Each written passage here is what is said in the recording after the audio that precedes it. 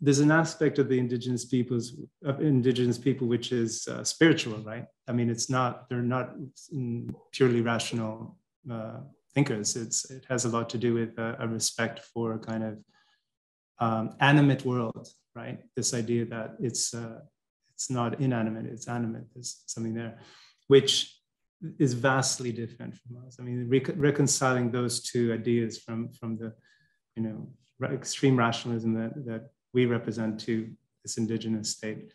And I'm not sure if we can get there without that sort of spiritual essence. I'm not sure, but I think that's part of what's maybe missing is this kind of, and I'm not talking about religion, I'm just talking about shared values, a sense of, something greater than you and greater than me, that's all of us, and beyond that, who knows?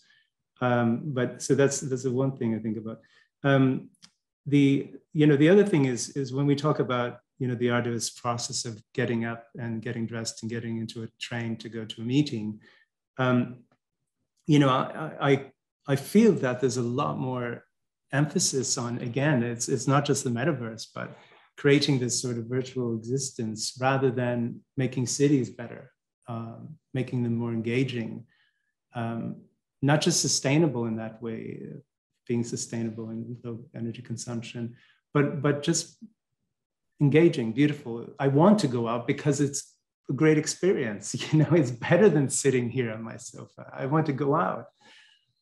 And I think that's such a great point. I mean, that is, to me, like at the core of this thing is like, you could be improving life here so that like the trains work better, that there's cycle paths everywhere, that, there's great things to do on the streets and everyone's out, and it's, that our cities are better. Instead, you just take for granted that the world's on fire, or the subway's gross, or there's too many people, and so you just shortcut everything and you just go headset.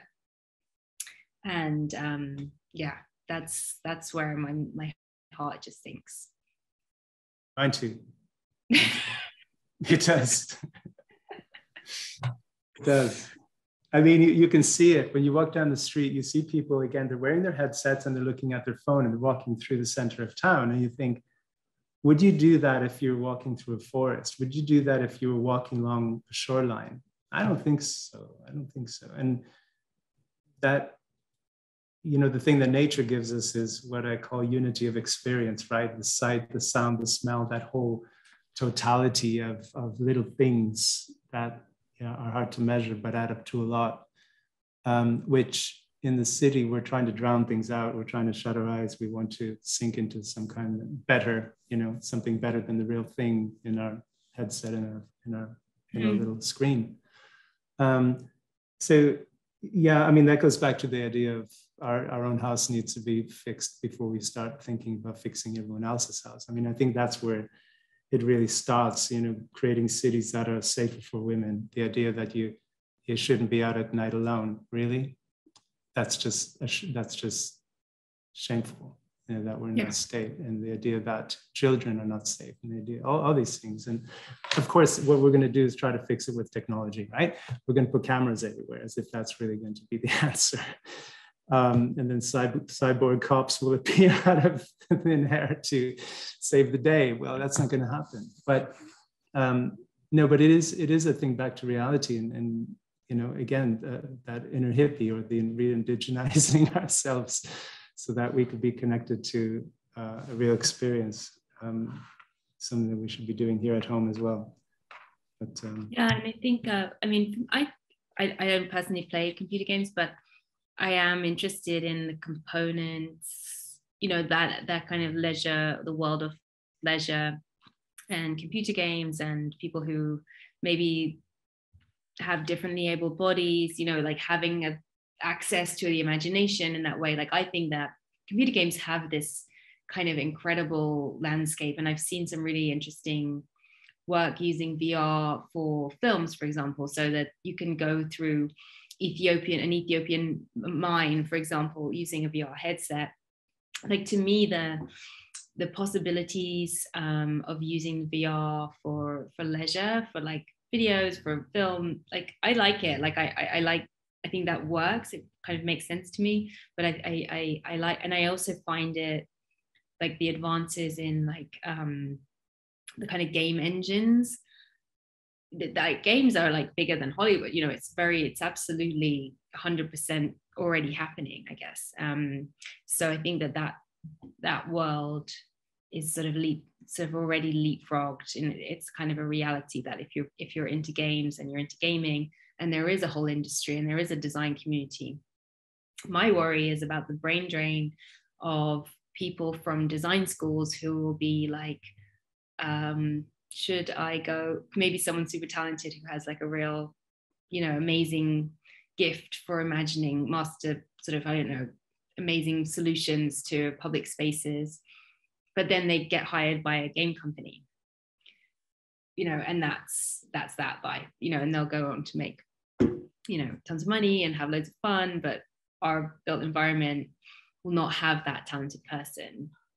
And so that's where I was a bit concerned about metaverse, is not only that it's pooling resources, financial resources or whatever, but it's also like people, like there's not that many design schools and architecture schools, to kind of sustain a whole community of designers for the metaverse as well as for the real world.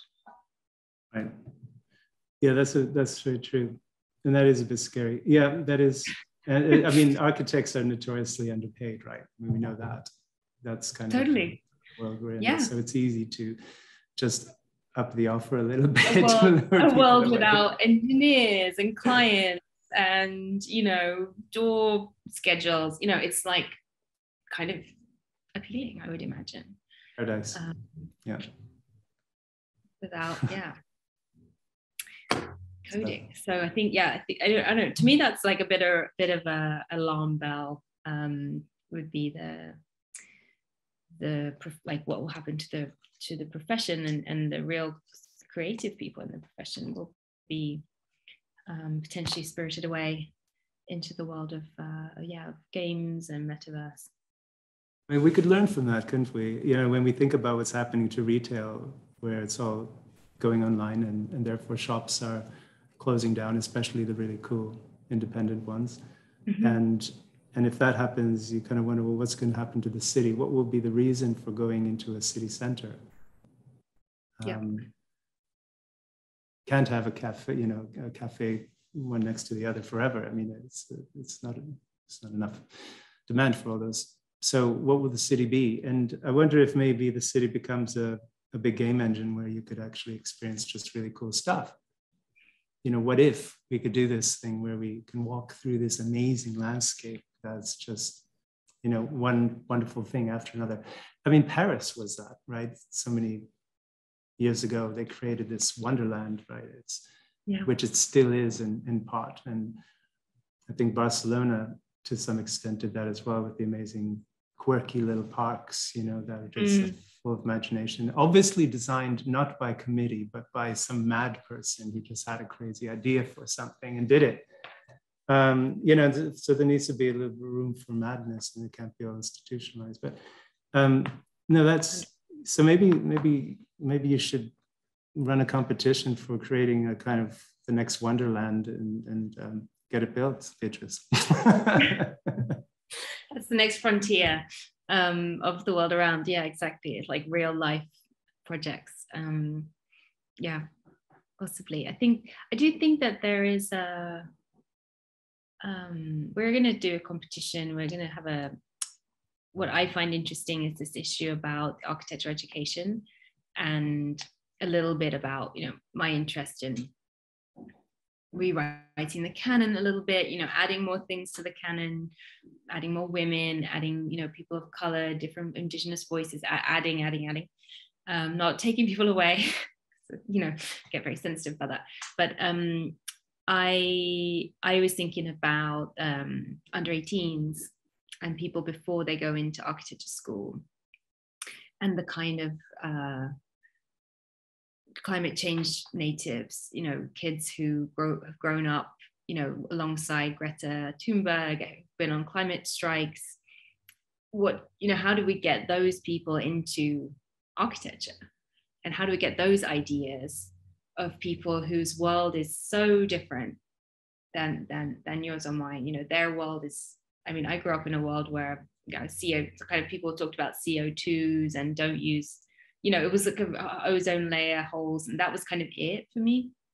But these people who are under 18, under 15 now have a completely different attitude, and rightly so. And so we're going to do a competition for under 18s.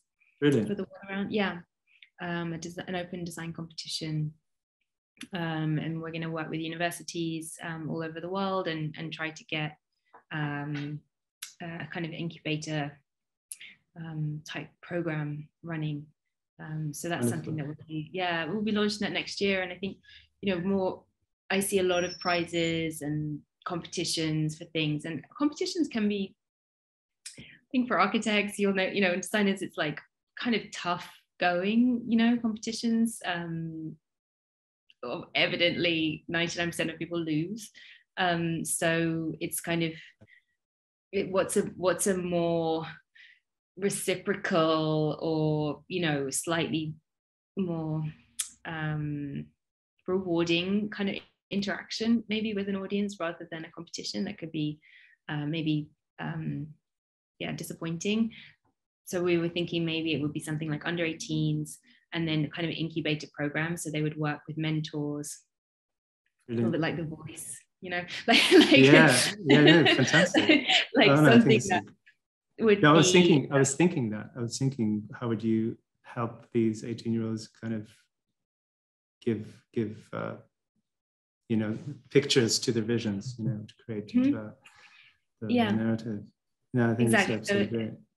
Yeah, I think that there's a lot of opportunities for people once they're in this system, once they're in the bloodstream of university life, and you get all of these tools, how to use these tools and get taught stuff. But I think under 18, there's a little bit more latitude and creativity, and a little bit more, kind of potential for sort of change, I think, at that age.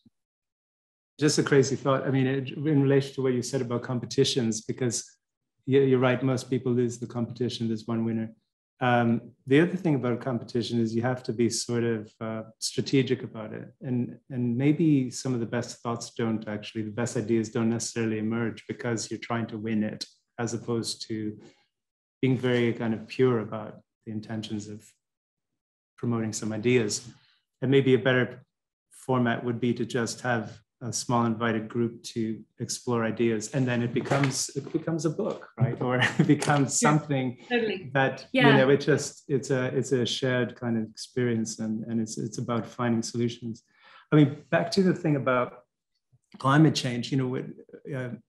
I found myself in a conversation recently with someone who's related to politics, and we were talking about Greta.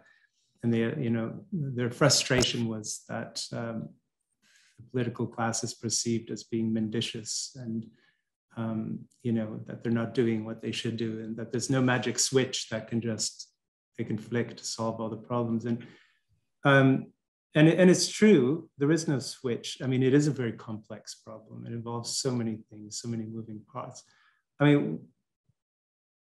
So I was just saying, well, it's very simple, isn't it? Can't we just change our energy production to sustainable energy, and that's that, right?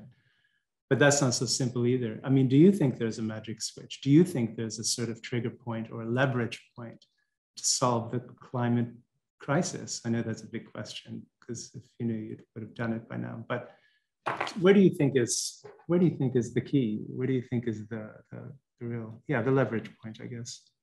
I was trying to follow some of the COP26 stuff, and I guess that's the main function of that group, was to try to answer that question. Yeah. I don't think they did a great job. We had this very interesting scientist called Holly Jean Buck, who spoke at the World Around in October last month. And it was very interesting, because she said that the thing is that if you're going to try to really substantially change the story with climate change, and you want to make everything electric, let's say, I'm paraphrasing her, and you should watch the talk because I'm going to get it slightly wrong, but essentially you need vast amounts of land to assign to rural regions where you would be able to capture all of this carbon that you're taking out of the air, or that you would have these batteries that you'd need to power all of the electricity, so that we don't have carbon emissions going out at the extent that we do now. And so to flip the switch, it's, you know, the reality, like no one really talks about the on the ground, the reality of that thing. And the reason that nothing happens is there is no on the ground capacity to change. There's no way that we can electrify the whole world like tomorrow if we decided. You would need to have years and years, tens and tens of years of planning to allocate all of the resources that would be needed to create an electric society. And so she was talking about some of the other kind of more like bonkers ideas about, you know, carbon. How do you stop the emissions leaving the planet? You know, so there's sort of like a shade that would go over the planet essentially to kind of stop carbon, you know, leaving, or, you know, stop, you know, heat kind of heating up the world. So there's sort of a lot of these really interesting ideas. I really like the ones that are just more, that just sort of like blow your mind a little bit, like, you know, the Liam Young who spoke about, what if we just moved everybody to Australia, the entire planet moves to Australia. Sorry, See, you've subjugated an animal. it's not my dog, my neighbor's dog outside. Oh, it's not your dog. No, it's just like a very in close proximity. What if we moved everybody to Australia? 8 billion people moved to Australia, and the rest of the world just rewilded. And we just built a city for everybody to live together, and we found a way to provide enough food and to work for everybody, and we all lived together in one place, and the rest of the world healed. And that was what we had to do, which is based on a really great book called The Three-Body Problem, which I don't know if you've read, but it's very good. So I sort of, I'm in the more sort of kind of climate reality world, not quite the climate fiction world, where I feel like it's very difficult. And I think that the best thing that we can probably do is what we're doing, like putting pressure on the governments. I don't really see any other way. I mean, you have to basically create an enormous amount of consumer power to imagine that individuals make much difference. I don't know, I feel a little bit cynical about the role of individuals. And I think it has to be a totally top-down movement. Well, apparently the government doesn't care about protests. No. Why would they? So the idea that we're going to pressure government by a public voice or a community voice, I think it doesn't have that. I mean, I've recently come to the realization that, or the idea that the climate crisis needs to be solved by big business, because they have the power to unilaterally change things. And this whole notion that money chases money, that, you know, big business goes after the opportunities that will make more money. Well, what if they just simply change the rules a little bit and say, make money, but also fix the problem? I mean, business is very good at overcoming obstacles, as we know. You know, there's a lot of creativity in business, but yet the rules right now aren't really written to protect the planet or to improve the situation we're in. And what if we kind of could compel big business to change the rules and collectively say, we're going to be different. We're going to actually solve this in this way. You know, the idea that fossil fuels, because the value is diminishing, it becomes less of an investment opportunity. until it becomes so cheap that it becomes an investment opportunity again. And there we go again. And we're going to, revert to that if money chases money. Is there another way to, conscientious capitalism effectively, right? Because let's face it, that's kind of the biggest power, even bigger than governments, let's say. I don't know. I think governments are somehow limited by their 4-year agendas, and they have to be populist in some way, which is a big problem, because I think that you can't be popular when you're trying to change the world. There are going to be a lot of, unhappy people in the process too. So, yeah, I don't know. Back to the thing about the hippies. I don't think it's the hippies that'll be able to necessarily change the world. I think big business needs to be compelled to move things in the right direction.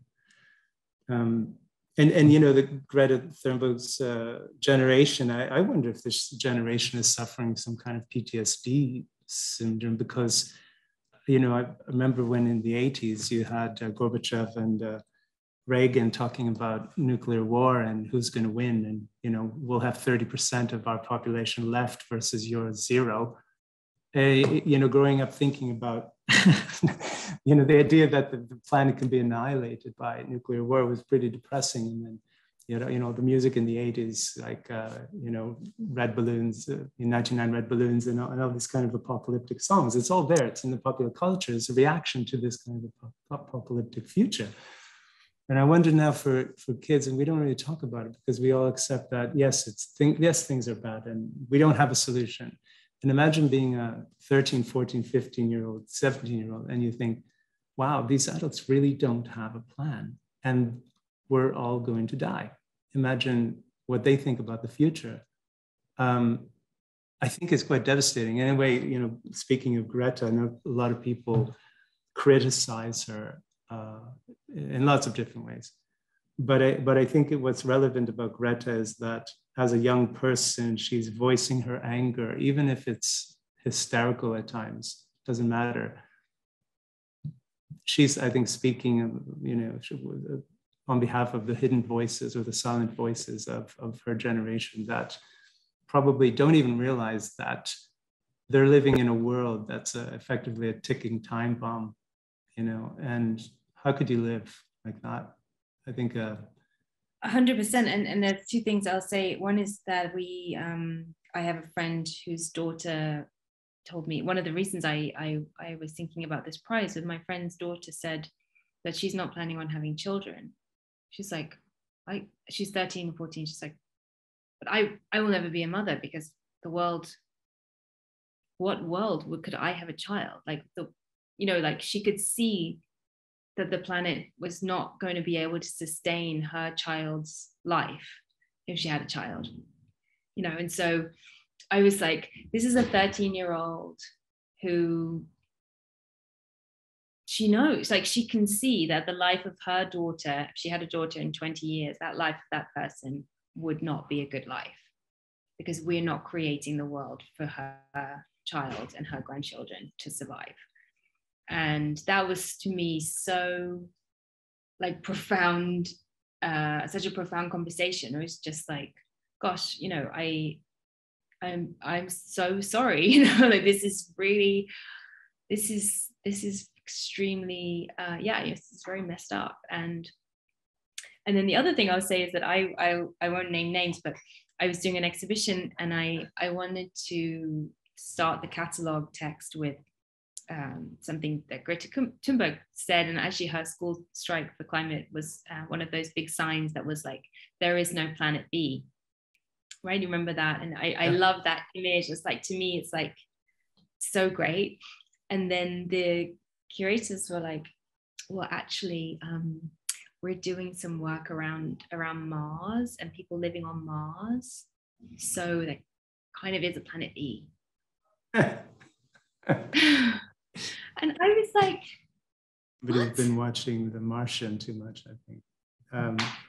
There is no, and like I was just like, that's the problem. That's why Elon Musk is going that pitiful amount into space, or what, that super embarrassing series of rocket launches. Like they're all like, well, there kind of is a planet B. It's like, no, there isn't. There isn't. No, there isn't. There isn't. like Elton John says, it's not a place to raise your kids. Exactly. Elton John knew. He knew we were going to come to this point. But it's true, yeah, about the rocket men in our world. It is embarrassing on behalf of all humanity that we're thinking this way and putting so much effort and intellectual resources into kind of a vain effort to blast off into Mars. I don't know. I'm still hopeful that we can fix things. It's just. I had another crazy thought, and maybe I mean we've been recording for quite a while. I hope you're not tired of talking to me, but if you're willing to keep going, so am I. But there's just understanding about dolphins and whales. Apparently there's something that they produce. They excrete effectively, which is I forgot the name of this organism, but this is the organism that produces oxygen in the ocean, and it's the whole reason why oxygen came to be on this planet. It came from the oceans. It didn't come from plants. I forgot the name. Didn't really. I'll footnote that. And it comes from this documentary, One Strange Rock, it's quite brilliant. It's sort of like all the accidental things that happen to create this planet. It's almost impossible that this planet should be in existence, but all these accidents happened, and it just happened. So these mammals, whales and dolphins, are excreting this substance. And because we've killed 90% of them, there's also less of this organism which produces oxygen in the ocean. So we're talking about killing trees and wiping out forests and all the rest. And we call the Amazon the lungs of the earth, but yet a lot of oxygen comes from these organisms in the ocean. And when we have these terrible fishing practices where we're just effectively raping the ocean and scraping the bottoms, killing all the forests and killing dolphins in the process of trying to get a few meals, we're basically killing the planet from both ends, and it's something that I've not heard anybody talk about yet, but it's anyway just something to mention that. It's not just what we're doing above ground. It's the oceans, as we know the plastics problem, but it's not just plastics. I think there might be a CO2 issue in the ocean as well that we should address. But maybe that's for another time. Yeah, I was not aware of that actually. Yeah, I would like to watch that. I watched that documentary about the fish eating I can't remember what it was called. Seaspiracy. Yes. Yeah, that's a terrible one. That and cowspiracy, and then you become a vegetarian after that, right? Yeah. It's kind of like no more fish, no more tinned fish. But I mean, in terms of consumers and capital, it's sort of, probably, that is a big food consumption and agriculture to me is there really is a sort of potential for change if there was and there is in the US at least, a big diet shift, that people are not wanting that many products from animals anymore. Like it's really a big top level change, and I think if that was, as always, everything is the West and everything is the global North, because global South is absolutely zero responsibility for anything that's going on. But I think there are sort of a number of interesting arguments about how diet could make at least a sort of a difference to some sort of emissions.